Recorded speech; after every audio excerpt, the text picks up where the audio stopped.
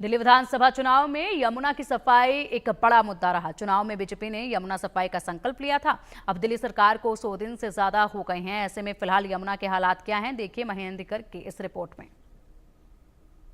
राजधानी दिल्ली में धार्मिक आस्थाओं से जुड़ी यमुना, जो कि एक समय पर सियासत का भी मुद्दा बन गई थी, अभी भी लगातार चर्चाओं का विषय है। फिलहाल हम आईटीओ घाट पर मौजूद हैं और अगर यमुना की स्थिति की बात की जाए तो अभी भी जो स्थिति है वो बेशक काफ़ी भयानक नज़र आती है, क्योंकि चारों तरफ अगर आप नज़र घुमाएंगे तो सिर्फ गंदगी, कूड़ा करकट ही दिखाई देगा और यमुना का जो पानी है, जो रंग है, वो पूरी तरीके से काला नज़र आता है। और गंदगी देखिए, तस्वीरें बहुत ज़्यादा साफ हैं। ये आईटीओ घाट है जहाँ पर लोग त्योहार मनाने आते हैं, पूजा करने आते हैं, अर्चना करने आते हैं। छठ पर यहाँ पर जो दृश्य देखने को होता है वो देखने को बनता है, लेकिन जिस तरीके से लोगों की धार्मिक आस्थाएं हैं उसके चलते लगातार अभी भी घाटों पर चारों तरफ पूजा की सामग्री, प्लास्टिक पॉलिथिन्स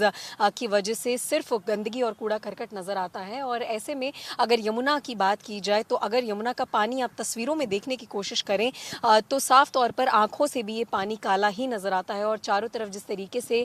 इतना कीचड़ है, इतना कूड़ा है, इतना करकट है, तो बेशक जिस तरीके से दिल्ली सरकार की तरफ से वादा किया गया है 3 साल में यमुना की कायाकल्प बदलने का, तो 3 साल महज बहुत होते हैं। फिलहाल रेखा सरकार के 100 दिन से कुछ ज़्यादा हुए हैं, तो ऐसे में जज करना बहुत ज़्यादा जल्दी हो जाएगा, क्योंकि 3 साल का एक अल्टीमेटम दिया गया है। एक्शन प्लान लगातार यमुना की सफाई को लेकर बनाया जा रहा है। कुछ घाटों पर मशीनें भी साफ तौर पर देखी जा सकती हैं, लेकिन अगर हालातों की बात की जाए तो हालात बेशक बद से बदतर नजर आते हैं और बहुत ज़्यादा चिंताजनक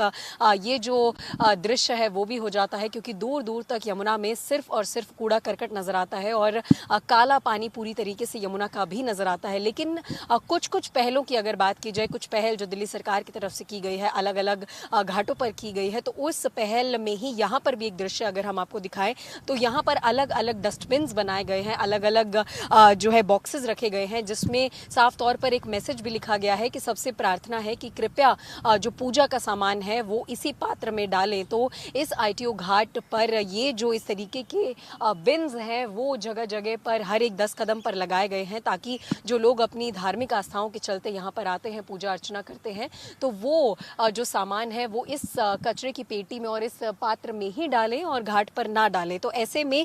जो जिम्मेदारी है वो सिर्फ सरकार की ही नहीं, आम जनता की और पब्लिक की भी बन जाती है कि अगर यहाँ पर बिन्स लगाए गए हैं तो आपका भी ये दायित्व बनता है कि जो भी सामग्रियां हैं, जो भी प्लास्टिक का सामान है वो इन्हीं बिन्स में डालें, ताकि जो घाट है उसे और ज़्यादा साफ किया जा सके। क्योंकि फिलहाल जहां पर मैं भी खड़ी हूँ, चारों तरफ सिर्फ प्लास्टिक की पॉलिथीन